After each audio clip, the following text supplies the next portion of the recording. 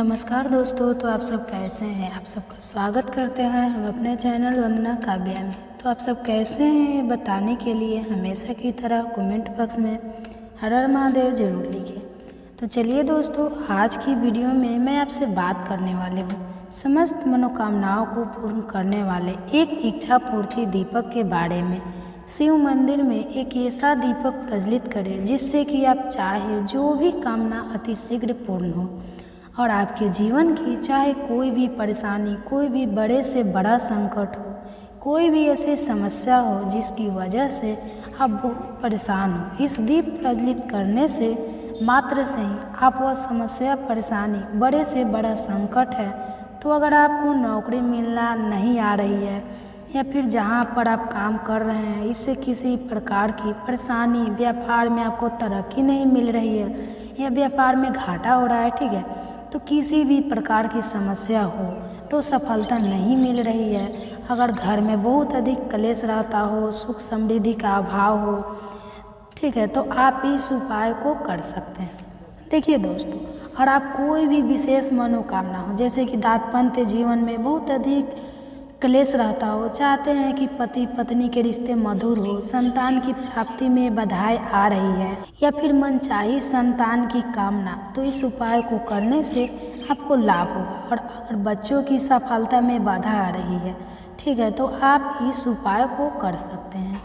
देखिए, माता पिता कर सकते हैं, जैसे कि बच्चे को शिक्षा में सफलता नहीं मिल रही है, सफलता मिलते मिलते रुक जा रही है और आप इस उपाय को बच्चे के लिए, बच्चों के जीवन में सफलता प्राप्ति की कामना कर सकते हैं। और अगर बेटा या बेटी विवाह के योग्य हो गए हैं और उनकी विवाह में बहुत अधिक बाधा आ रही है तो भी माता पिता इस उपाय को कर सकते हैं। चाहे तो बच्चों से भी करवा सकते हैं। व्रत किसी भी कामना से अगर आप यह उपाय करेंगे तो निश्चित ही वह आपकी कामना भगवान भोलेनाथ की कृपा से पूर्ण होगी। तो जरूर करिएगा। पूरे विकास के साथ महादेव की शरण में जब हम जाते हैं तो हमारे मन की चाहे जो भी कामना हो, एक छोटे से उपाय से भी वह पूर्ण हो जाता है, ठीक है। तो और कितना भी बड़ा संकट हो, महादेव की कृपा अगर प्राप्त हो जाती है तो वह संकट टलते देर नहीं लगती। तो ये क्लियर हो गया। तो पूरी श्रद्धा भाव से हमें भगवान की शरण में जाना चाहिए। महादेव तो देवों के देव है, समस्त प्रकार की विवादी दूर करने वाले हैं और समस्त प्रकार की कामनाओं को पूर्ण करने वाले हैं। तो सोमवार की शाम को अगर आप शिव मंदिर में मात्र एक दीपक प्रज्वलित करते हैं तो आपके मन की समस्त कामनाएं पूर्ण होती हैं।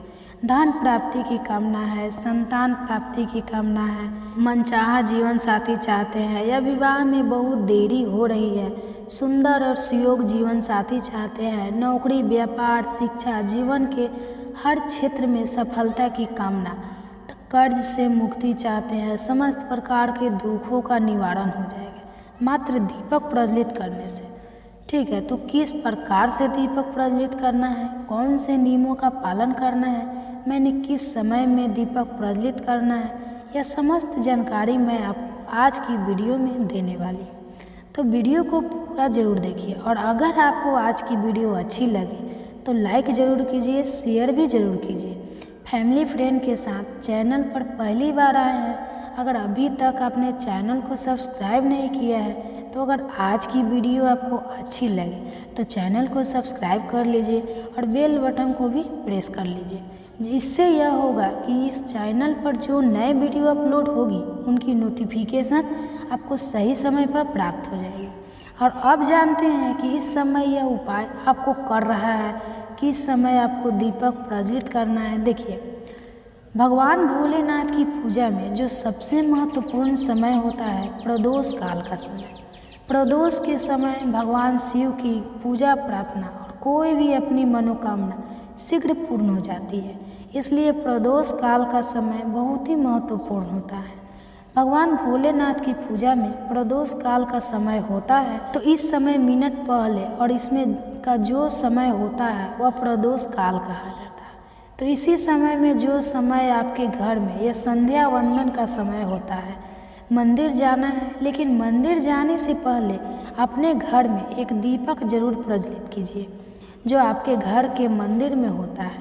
घर के मंदिर में संध्या वंदन यानी कि दीपदान करने के बाद ही आपको बाहर मंदिर के लिए जाना चाहिए। तो शाम के समय प्रदोष काल में भगवान भोलेनाथ के मंदिर जाना है और अगर आप चाहें तो पूजा की पूरी सामग्री लेकर जा सकते हैं।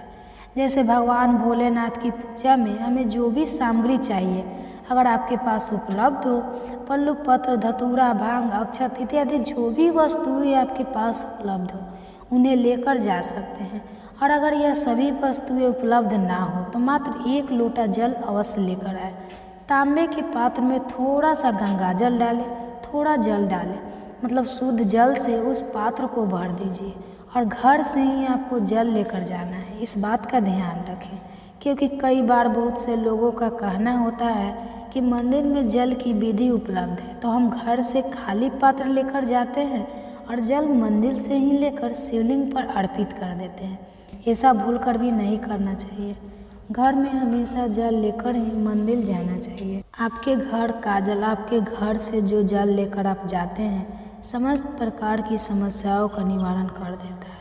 अगर आपके घर में प्रीत दोष है, नकारात्मक ऊर्जा है, किसी की कराए तंत्र मंत्र का प्रभाव है, अगर आप घर से जल ले जाकर भगवान भोलेनाथ पर अर्पित करते हैं तो ये समस्त प्रकार के दुष्प्रभाव जिसकी वजह से आपके जीवन में परेशानियां बनी हुई है वह दूर हो जाते हैं। इसलिए जब भी शिवालय में घर से जल लेकर जाए तो ताम्र पात्र में आपको जल लेकर जाना है। अगर बाकी वस्तुएं आपके पास उपलब्ध है तो अवश्य लेकर जाए। सफ़ेद पुष्प अगर आपके पास उपलब्ध हो तो वह जरूर लेकर जाना चाहिए। जैसे कि आंकड़े का फूल मिल जाए या फिर धतूरे का या कोई भी और भी पुष्प अगर आपको सफ़ेद रंग का मिल जाता है तो ज़रूर लेकर जाइए। आज भोलेनाथ को अर्पित करना चाहिए। जल अभिषेक करने के बाद आप पुष्प अर्पित करें। जो भी सामग्री आप भोलेनाथ को अर्पित करने के लिए लेकर गए हैं तो नई पूजा के लिए कर गए हैं, उन सभी सामग्रियों से भगवान भोलेनाथ की पूजा कीजिए। और सभी वस्तुएं अर्पित करने के बाद शिवलिंग पर आपको 2 लौंग अर्पित करनी है। फूल वाली लौंग होनी चाहिए। वह दोनों का भगवान भोलेनाथ को अर्पित करते समय अपने मन की कामना, इसके बाद भगवान भोलेनाथ के मंदिर में आपको एक दीपक प्रज्वलित कर देना है। दीपक कौन सा होना चाहिए? तो आटे का दीपक अगर आप बना पाते हैं तो अत्यंत ही श्रेष्ठ है। आटे का दीपक अगर नहीं बन पाते हैं तो आप मिट्टी का दीपक भी प्रयोग कर सकते हैं। मिट्टी का दीपक नया होना चाहिए, यानी कि पहले का प्रयोग किया हुआ नहीं होना चाहिए। इस बात का ध्यान रखें कि यदि करते हैं आप चाहे तो शुद्ध घी का दीपक प्रज्वलित कर सकते हैं। अगर यकीन ना हो तो ऐसे में आप तेल का भी प्रयोग कर सकते हैं, लेकिन सरसों का तेल होना नहीं चाहिए। तिल के तेल का प्रयोग कर सकते हैं।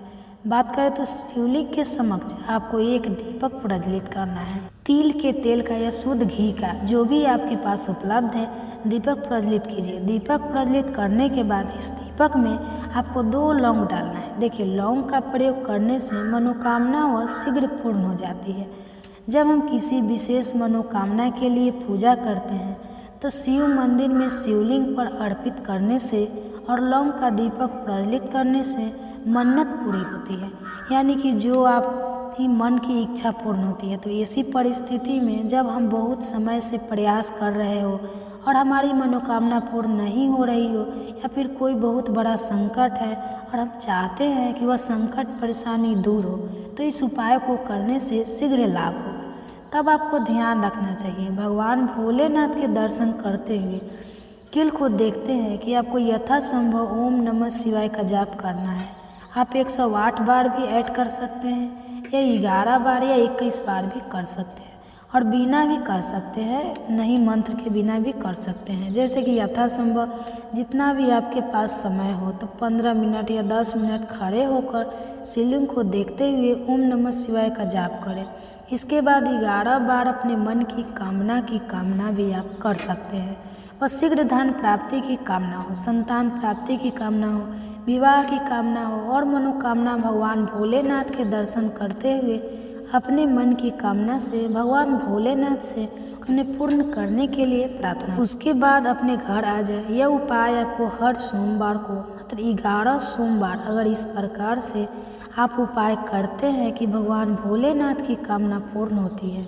अब कोई भी मनोकामना शीघ्र पूर्ण होने के आसन आपको ही नज़र आने लगेगी। और बहुत ही उपाय है, ये सोमवार की शाम को आपको शिवलिंग का अभिषेक करना है। अभिषेक के बाद आपको 2 लौंग शिवलिंग पर अर्पित करनी है, एक दीपक प्रज्वलित करना है, दीपक में भी आपको 2 लौंग डालनी है। शिवलिंग की तरफ देखते हुए यथासंभव जितना भी आपके पास समय हो, जितना भी आपकी इच्छा हो, और ओम नमः शिवाय का जाप करें। उसके बाद अपने मन की कामना, और ये उपाय आपको कब तक करना है, 11 सोमवार में ही आप जो है वह हो जाएगी। लेकिन अगर इतने में आप इच्छा पूर्ण नहीं होती है, तब चाहे तो आगे तक ही, जब तक कि कामना पूरी नहीं होती तब तक आप इस उपाय को कर सकते हैं। और मन में किसी भी प्रकार का संग, क्योंकि आप चाहे तो आप अवश्य पूर्ण होंगे। हो सकता है थोड़ा समय लग जाए, लेकिन उनकी इच्छा हो, भगवान भोलेनाथ उसे अवश्य पूरा करेंगे। और जो आप पीरियड में किस प्रकार से महिलाएं हैं, तो देखिए आप उस सोमवार को छोड़कर बाकी के सभी सोमवार में आप इस उपाय को कर सकते हैं, क्योंकि पीरियड की अवस्था में हम शिवलिंग को पूजन नहीं कर सकते हैं। शिवजी जा सकते हैं और आप किसी भी कामना से इस उपाय को कर सकते हैं। तो किसी भी समस्या से अगर आप परेशान हैं, उस समस्या को एक बार जरूर कीजिए, इससे आपको लाभ अवश्य होगा। और अगर आपको आज की वीडियो अच्छी लगी हो तो लाइक ज़रूर कीजिए, शेयर भी ज़रूर कीजिए फैमिली फ्रेंड के साथ। और चैनल पर पहली बार आए हैं, अगर अभी तक अपने चैनल को सब्सक्राइब नहीं किया है, तो आज की वीडियो अगर आपको अच्छी लगी हो तो चैनल को सब्सक्राइब जरूर कर लीजिए और बेल बटन को भी प्रेस कर लीजिए। इससे यह होगा कि चैनल पर जो नए वीडियो अपलोड होगी उनकी नोटिफिकेशन आपको सही समय पर प्राप्त हो जाएगी। मैं मिलती हूँ आपसे अगली वीडियो में, तब तक के लिए धन्यवाद।